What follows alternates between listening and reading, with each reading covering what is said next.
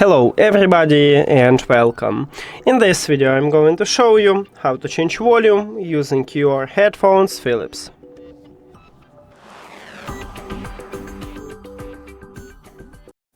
To change the volume, firstly we need to locate multifunctional button, and this multifunctional button located at the right ear cup. Right near to the bass button we have it. Now, this is a slider, so you can press on it, but to change the volume, you need to slide up to increase it. And as you can see at this widget, I just increase the volume. If you slide down multifunctional button, you will lower the volume. And look at this widget, and I can also lower the volume with it.